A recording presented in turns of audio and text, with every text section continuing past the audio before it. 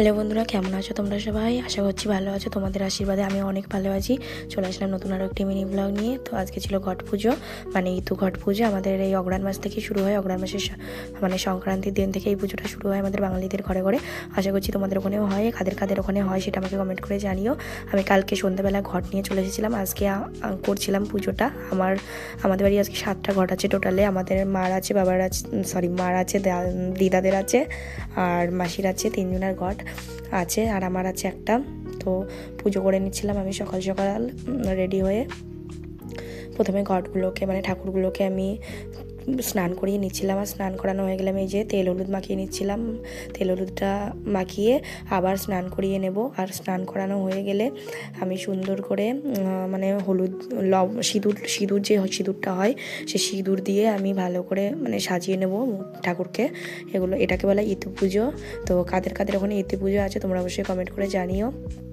দেখো, তারপরে আমি ওই যেই ঘরে মানে ঠাকুরগুলো থাকবে সেই ঘরের জন্য প্রথমে মা ইঁদুরের মাটি যেটা হয় সেটা ছিটিয়ে দিয়েছিল।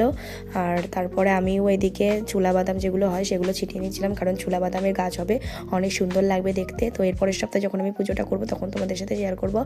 আর আমার ভয়েসটা একটু মানে খারাপ লাগছে, যেহেতু আমার ঠান্ডা লেগেছে প্রচণ্ড, শরীরটা খারাপ, তাই জন্য একটু মানিয়ে গুছিয়ে নিও।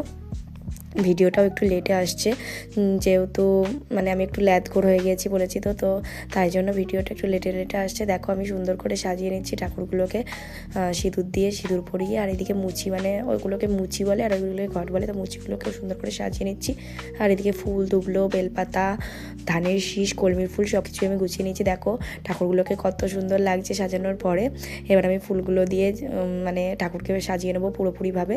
প্রথমে বাবা ঘাটের জল এনে দিয়েছিলো, সেই জলটা আমি গামলাতে ঢেলে নিয়েছি। আর গামলাতে ঢেলে আস্তে আস্তে সব ঠাকুরের মানে ভেতরে পূর্ণ করছিলাম জলটা। এরপরে মা আবার চলে আসলো সাজাতে সাজাতে। মা ওখানে বেলপাতা ছাড়িয়ে দিচ্ছিল, আমি এদিকে ঠাকুর সাজিয়ে নিয়েছিলাম দুবলো ফুল সব কিছু দিয়ে আস্তে আস্তে। তারপরে আমার সাজানো হয়ে গেলে আমি মানে পুজোটা দিয়ে নিচ্ছিলাম। পুজো মানে জল মিষ্টি যেটা হয়। পরে কিছু বলতে না বলতে আমার মাও চলে আসলো। ওখানে বেলপাতা গোছানো হয়ে গেলে মা চলে আসলো। মা এসে প্রদীপ শঙ্খ বাজাচ্ছিলো, আর আমি প্রদীপ ধরিয়ে দিল, শঙ্খ বাজাচ্ছিলো, আর আমি এদিকে জল মিষ্টিটা দিয়ে নিচ্ছিলাম। তারপরে জল মিষ্টি দেওয়া হয়ে গেলে আমি ঠাকুরগুলোকে তার ঘরে ঢুকিয়ে নেব। আর ঢোকানো হয়ে গেলে আমি প্রণাম করে আমিও মানে রেডি হয়ে বেরিয়ে পড়বো, কারণ আমার আজকে পাগলাখালি যাওয়ার ছিল, তাই জন্যই আমার সকাল করে ওঠা। নাহলে আমি এত সকাল সকাল পুজোটা করি না। পুজো 10টার দিকে করি, আমি 7টা সাড়ে 7টার দিকে পুজোটা করি না। তো চলো, আজকের ভিডিওটি কেমন লাগলো তোমরা কমেন্ট করে জানিও। আবার দেখাবে নতুন কোনো একটি ভিডিওতে। আজকের মতো বাই বাই।